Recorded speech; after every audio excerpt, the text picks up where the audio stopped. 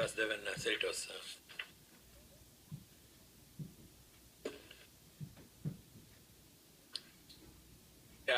Good evening, everyone. Those watching from home on TV3. Public announcement. As you all know, City of Cerritos has been offering Astor Museum and Learning Center tour the past 3 months. I don't know how long it is going to last, but it is supposed to be a good experience. So before it closes, may want to take your friends and families and take the tour. So while on this subject, I issued a PRA request to clerk's office to find out how many people are calling to make reservation and how many are actually taking the tour. It's a basic question, right? I mean, anybody would like to know. As expected, I got the answer saying that we don't know. This is not the first time I am getting the I don't know answer, okay? So in the past few months, I issued some PRA requests, and sometimes they make your life really, really difficult. And they never give you the data you are asking. So it only tells me two things. One is either they don't have the information or they don't want to share it with us. I want to believe that is the first one, which is really of concern to everybody, should be. Because, as you know, if you cannot measure something, you cannot manage it. I hope you are clear. If you cannot measure something, you cannot manage it. So, I think it is time for city to start measuring some of these things, keep track of some of these things, so that when residents come and ask, you don't have to say, we don't know, sorry, we don't have that information. Same thing happened when I asked for the GO request, the statistics for the last year, saying that, do we have the number of requests people make through phone, email,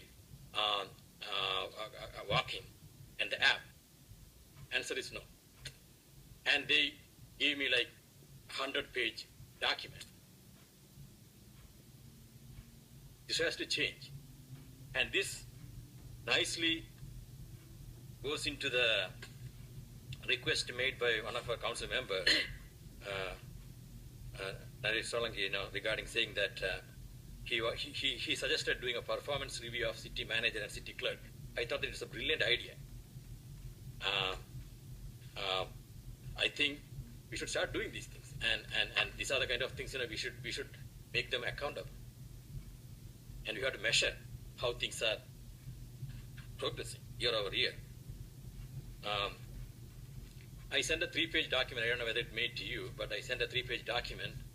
Basically, I went to all the minutes of the meeting. I mean, council meetings starting January, and I kind of went through all the action items city was asked to follow. So I will leave it if you haven't got it. So I went through that and I published it on my website, ourcerritos.org. As you can see there are a lot of items which were city was asked to come back. Starting, 2/23rd, there was a website design was to be looked at. 3/20, there was some social media presence. 5/17, there was this cost benefits of contract versus full-time employees. So as you can see here, there's a lot of action items, right? None of these things came back, at least as far as we know. So please, we would like to know what happened to these things, because again, city clerk only suggested me to come here and do what I'm doing, because most of the time these things seems to vanish in black hole. It never comes back. And it's also because some of these things happened before the new council came in. So some of you must be knowing some of these things, and some of you may not. So please go back and look at these things. And anybody can access this. That's why I created the website, ourcerritos.org. If you go there, you can see, all these action items, which city was asked, but never came back. While on that topic, I want to give credit where it's due.